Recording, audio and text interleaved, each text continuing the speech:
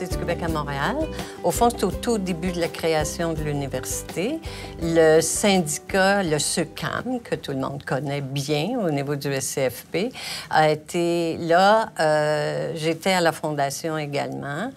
Mais je ne me suis pas impliquée au départ. En 1976, le SEUCAM a fait sa grève. Et moi, j'ai commencé là, dans les instances syndicales, par une grève. Alors, une grève assez élevée également, parce que, évidemment, tout se passe au moment d'une grève, mais bref, j'ai commencé comme responsable d'un pavillon, le poteau de grève, là. Mais j'allais quand même tous les soirs faire le bilan de la journée avec l'exécutif, le conseil syndical et tout ça. Et c'est là que j'ai connu la vie syndicale, au fond, au SEUCAM comme tel. Alors, c'était le déclencheur. En 1977, il y a eu la grève des profs et ça a été une grève dure. Alors, dans l'espace d'un an et demi, il y a eu la grève des étudiants, la grève des employés de soutien et la grève des profs. Une grève de 4 mois. Et comme c'était des groupes solidaires à l'UQAM dans le temps, en tout cas, le SEUCAM avait passé sa résolution pour appuyer la grève des profs. Donc, on ne franchissait pas les lignes de pitage, ça, c'était clair. Alors, il y a du monde, des employés qui avaient bien voté le vote de respecter les lignes de pitage et tout ça, qui sont rentrés à l'UQAM. Parce que l'UQAM leur a dit, si vous entrez, je vous paye. Il n'y a pas de problème. Et bref, on a donc une partie du syndicat, des membres du syndicat qui sont entrés, et ça a fait comme une espèce de petit froid. La grève des profs se règle, et ils règlent en demandant à l'université, vous allez payer les employés de soutien. Les employés de soutien ont été tous payés pour la grève des profs, le 4 mois, et ceux qui sont rentrés ont été payés en double. Alors là, tu comprends que ça a fait comme une division, un déchirement. L'exécutif, j'aurais pas aimé être à leur place, mais en tout cas, bref, ils ont signé notre convention, parce que nous autres, notre convention n'était pas encore signée. Puis, à peu près tout le monde a démissionné, dont le président, Alors là, les gens, ils ont dit, qu'est-ce qu'on fait? Il y a bien du monde qui sont venus me voir parce qu'ils m'ont connu pendant la période de la grève. Puis ils ont dit, pourquoi tu n'embarques pas à la présidence? Évidemment, l'objectif à ce moment-là, c'était de resolidariser les membres du SEUCAM parce que la division était vraiment là. On la sentait vraiment. Puis moi, je savais qu'il y avait une négociation à planifier et tout ça. Alors, on a mis les bouchées doubles, puis on est allé dîner avec bien des groupes d'employés, puis c'était vraiment de dire, garde, là, personne là, qui vont être en dehors du syndicat, là, on va se restructurer, puis on va fonctionner. Alors, donc, dans cette période-là, moi, je continuais à ma job.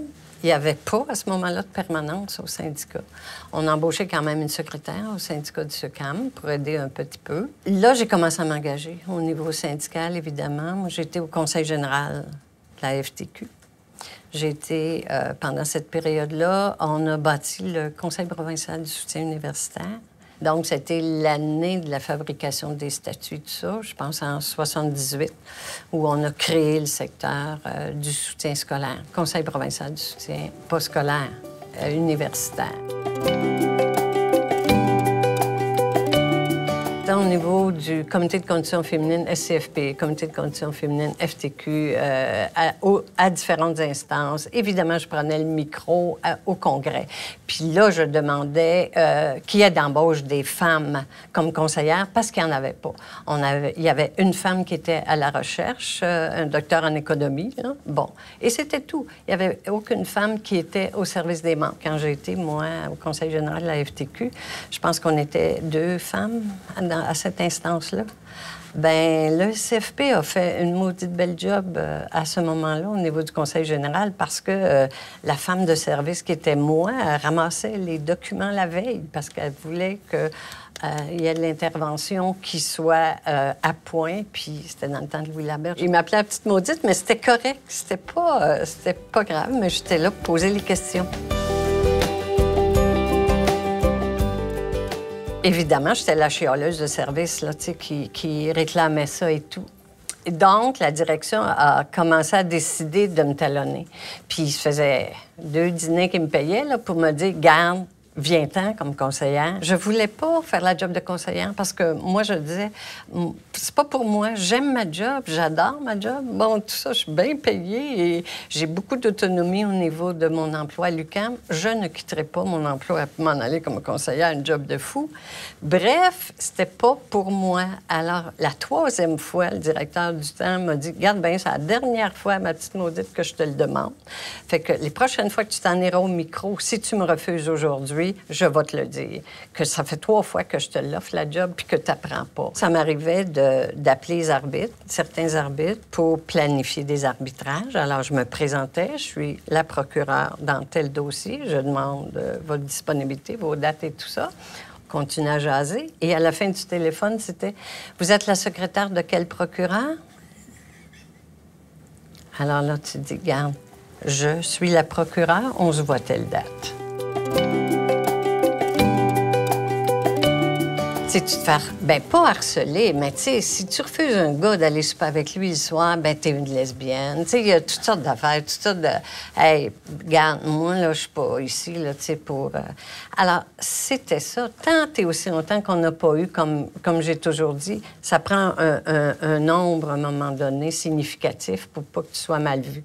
Parce que quand il y en a eu 2 ou 3, parce qu'on a été un bout de temps, je pense, à seulement 3 personnes.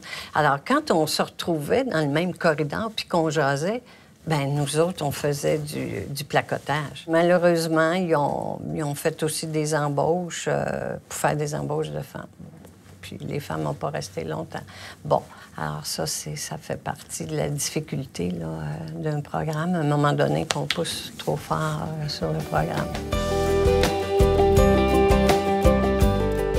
C'est sûr que c'était toujours très difficile avec les confrères parce que, au fond, je me souviens d'une assemblée syndicale, entre autres. Mais là, il y avait un petit peu plus de femmes. On était peut-être 4-5 femmes d'embauchées. Je me souviens pas de l'année, mais ce que je demandais, moi, c'était qu'on ait un congé de maternité dans notre convention collective, comme il y avait dans le secteur public. On n'avait rien, là. Tu sais, c'était comme... Il n'y a pas une femme qui avait fait un petit, là, ici. Bref... on apporte ça, on apporte nos revendications au niveau de l'Assemblée syndicale. C'est l'Assemblée syndicale des permanents. Puis il y en a un qui se lève à un moment donné, on était en train de discuter de ça, puis il dit « Ah, ben tabarnak, on va arrêter ce débat-là. On a juste des vieilles sacoches ici. » Alors, ça donne quoi? Fait que la vieille sacoche, elle s'est levée, elle était en avant. Je me suis levée, je me suis tournée de bord et j'ai dit « Je suis enceinte, je veux un congé de maternité. » Et je propose, j'ai eu un appuyeur. Tiens, ça a été fini le type de débat. Mais tu sais, c'est juste pour te dire, il y avait des réflexions, tu te dis, hey, là, wow, il y a des limites, là. Ce syndicat-là, oui, moi je dis, il a été aussi au sein de la FTQ, un des syndicats qui a mis de l'avant des valeurs de société, là, des valeurs sociétales vraiment intéressantes. Et non, moi, j'ai toujours été fière de ce syndicat-là. C'est de développer tout l'aspect de la solidarité. Ça, pour moi, c'est la base, parce que depuis que je suis à ma retraite, évidemment, je suis militante aussi au niveau de la Fédération des femmes du Québec et je m'occupe de groupes de femmes aussi. Bon, bref, je considère que c'est la solidarité qui va faire en sorte qu'on peut changer les choses, qu'on peut changer, comment je dirais ça, changer les gouvernements aussi, forcer les gouvernements à faire ce qu'ils ont à faire. Si on n'a pas de groupe fort, de groupe militant, moi, je pense au monde syndical, des fois, que je trouve peu heureux, froid et tout ça actuellement, mais je pense au monde du communautaire aussi, que je dis, tu sais, dans la rue, là, j'ai toutes faites les journées dans la rue, là, les dernières années. Ça me faisait du bien, ça, parce que, pas les dernières années, mais l'année dernière. Parce que je me dis, c'est comme ça qu'on est capable de changer la société. Puis je dis, bon, pour le futur, les jeunes là, qui s'embarquent au niveau, soit des exécutifs ou, moi, je dis, c'est la seule solution, au fond.